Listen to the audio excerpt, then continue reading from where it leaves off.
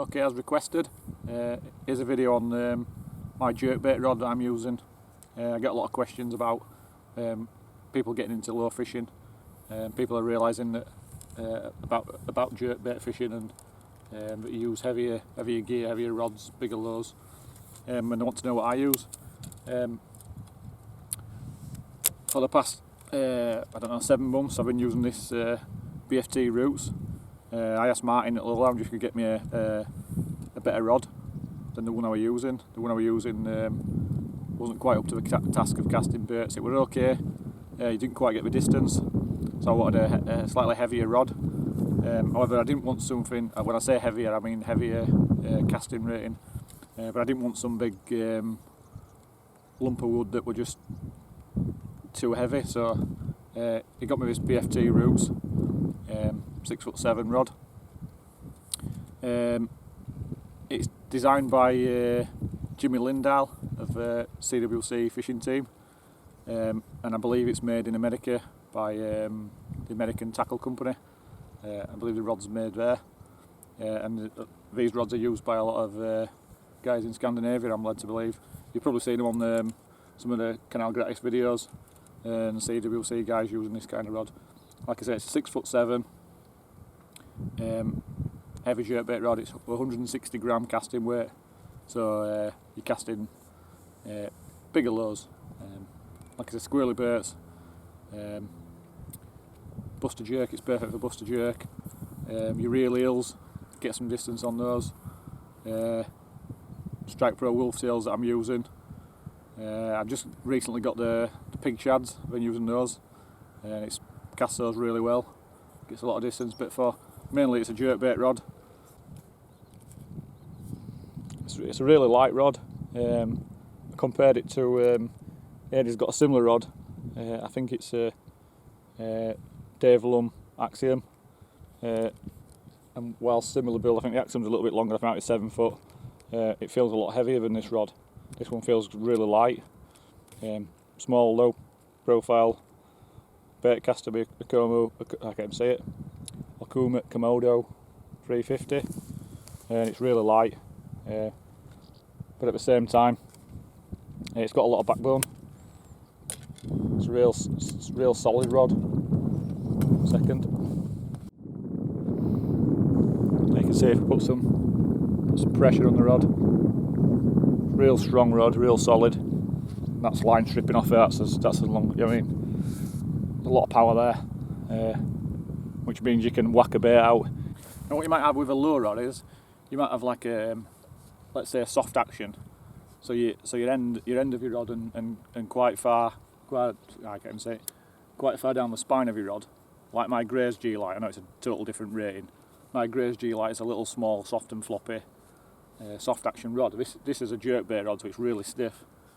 So basically, that extra strength means you can cast the big baits.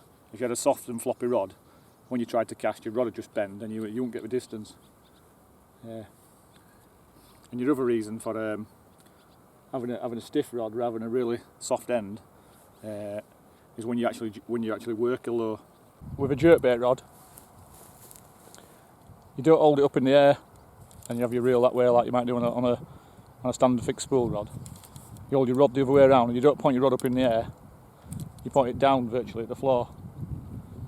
And what you're doing is you're tapping your lure to get the action into the lure. So jerkbaits, as you're tapping it, makes it jerk left and right.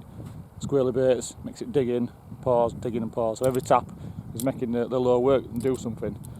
So by having a stiff rod, you're basically getting the action in straight away. As soon as you tap it, you've got an action straight away. If your end of your rod were floppy, as you tapped, your rod would bend and your lure wouldn't do anything.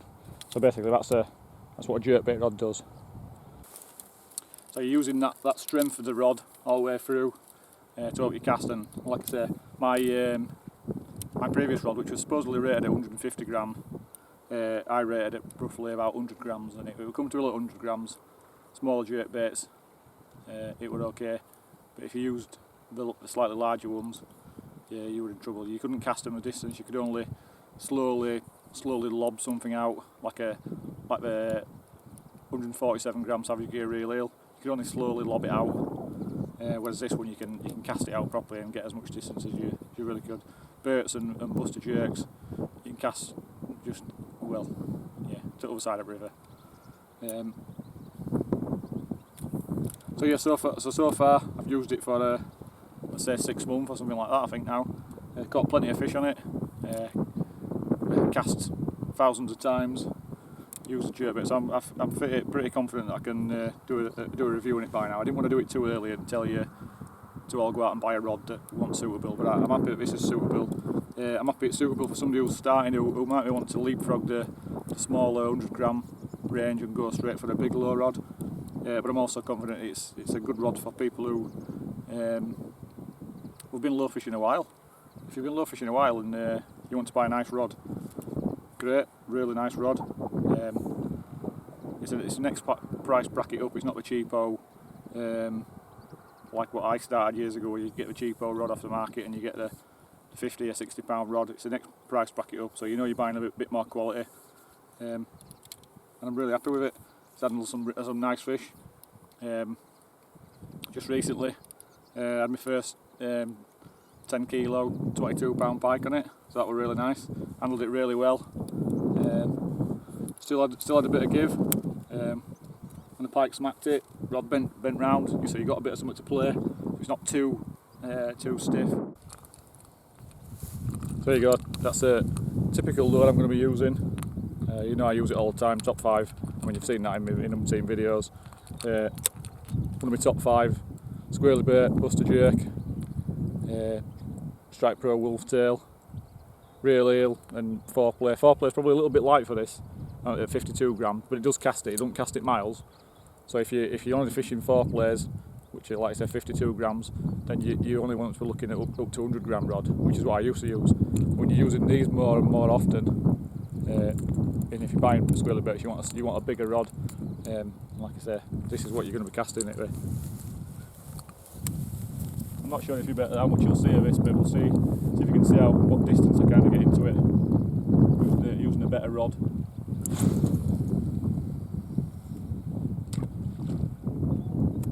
So to be honest, I don't think there's much more I'm going to say about the rod. Really good rod if you're looking to get into jerkbaits. It's the kind of thing you need to be looking for, and it's a real good quality rod. I'll be fishing. Well, anybody who's been a pike fisherman for years, there's a couple of places on your list that you'll always want to fish. You read stories of pike, and you'll have read all the other big guys from pike in history who's fished these places and stuff. And I'll be fishing a really nice river at some point soon, and a big reservoir. And when you go fish these places, you don't want to be going with your cheap tackle. It's going to let you down. You want to go there because there's a chance of a dream fish basically. And if you're going to go somewhere like that, you need to be getting quality gear. And I'm really happy that I've got a setup that I'm going to be confident about using. I'm not going to be worrying about anything. I know my rod's up to it. And that's a big thing for me, is having a bit of confidence in your gear. And that's what you need to get yourself, is a bit of confidence in what you've got is right for you. So get to know what you want first. Choose what lures you're using. Like saying, if you're casting something like this, you want to have a good setup. If you're casting umpteen times, it's okay to get away with casting an extra large lure on your rod just a few times. If you're doing it day in day out, you need to get the gear that's suitable for it. A rod that can handle it, that can cast it, and it makes it easier on yourself. And like I say, this is what I'm using at the moment. So I hope that helps a few of you who's been asking, and anybody else who keeps looking at my videos and seeing and trying to work out what rod I'm using and what reel.